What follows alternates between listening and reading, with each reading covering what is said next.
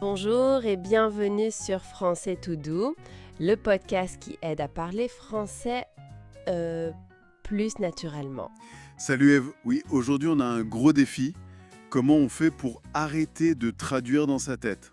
Exactement, ce petit hamster là qui mouline, qui traduit tout. Ah oui, le traducteur interne. On va essayer de lui couper le sifflet. L'objectif, c'est vraiment d'arriver à une connexion directe cerveau-bouche en français. Tout à fait. Et on a quelques astuces, des choses concrètes à partager pour y arriver. On commence par la base, le piège numéro 1, je dirais. Ah oui, le plus classique, la traduction mot à mot. C'est ça. On pense dans sa langue et hop, on plaque les mots français dessus. Et là, catastrophe. Bah oui, on a tous entendu ou même fait ce genre d'erreur. Le classique du touriste qui a trop chaud, par exemple. Vas-y, fais-nous l'imitation. Excusez-moi, je suis très chaud. Oula.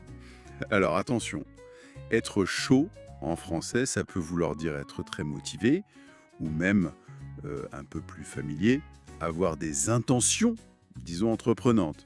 Voilà, rien à voir avec la température. Pour ça, on dit J'ai chaud.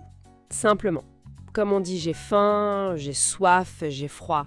C'est une sensation qu'on a. Exactement. C'est ça la clé. Il faut connecter le mot français directement à l'image, à la sensation. Vous voyez un croissant. Mhm. Pensez j'ai faim, pas le mot pour hunger ou autre. Il faut sentir le truc. C'est un réflexe à prendre. Bon, deuxième astuce. Ah, celle-là, elle est importante. La fluidité, ce n'est pas la vitesse. Tellement vrai.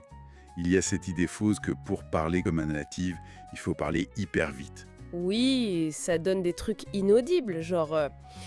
Alors, hier, je suis allée au cinéma et après, j'ai retrouvé mes amis. Stop. On comprend rien. Et puis c'est stressant pour tout le monde. Carrément. La vraie fluidité, c'est plutôt la clarté, l'aisance, la confiance. Et ça passe beaucoup par les pauses. Oui, et les petits mots de remplissage.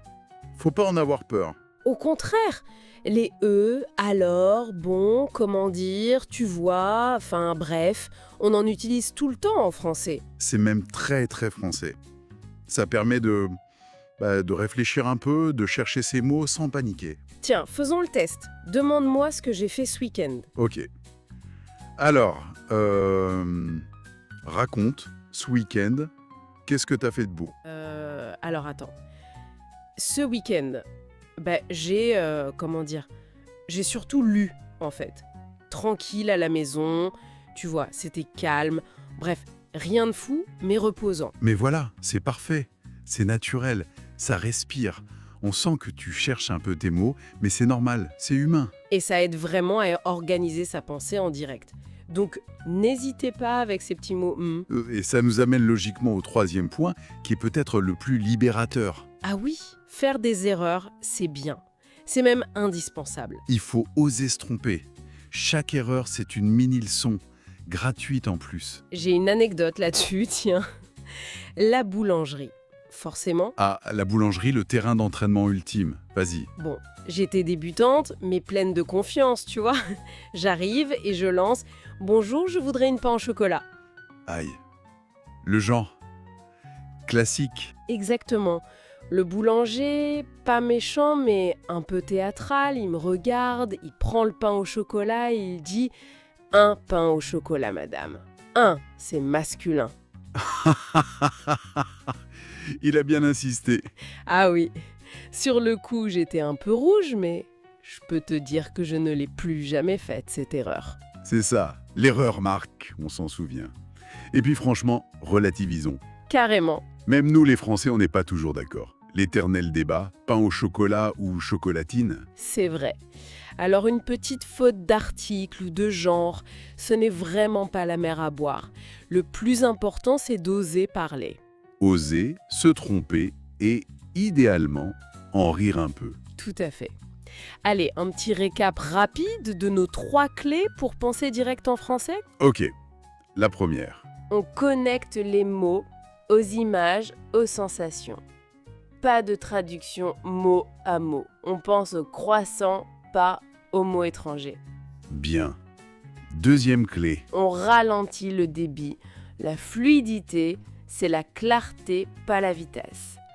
Et on utilise les pauses et les petits mots.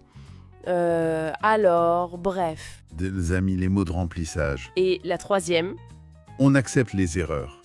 Elles sont normales, utiles et parfois même drôles. C'est comme ça qu'on apprend. exactement. Le but final, ce n'est pas d'écrire une dissertation parfaite. C'est de communiquer, de partager des choses, de... De prendre du plaisir à parler français. Tout simplement. Voilà. Bon, merci beaucoup d'avoir écouté cet épisode de Français tout doux. Si ça vous a aidé ou si vous avez d'autres astuces, dites-le nous en commentaire, abonnez-vous. Et on lance un petit défi pour finir. Ah oui, bonne idée, le défi du jour ou de la semaine. Essayez, juste pour vous, de raconter votre journée en français. Dans votre tête ou à voix basse si vous voulez. Même très simple, hein. Genre, je me suis levée, j'ai pris mon café, j'ai travaillé. J'ai mangé une pomme, c'était bon. Je suis fatigué, peu importe. Chaque petite phrase pensée directement en français, c'est une victoire. Faut commencer petit. Absolument. Alors lancez-vous, n'ayez pas peur de chercher vos mots. Oui, comment dire? Bref, vous avez compris. C'est ça. À très bientôt sur Français tout doux. Salut!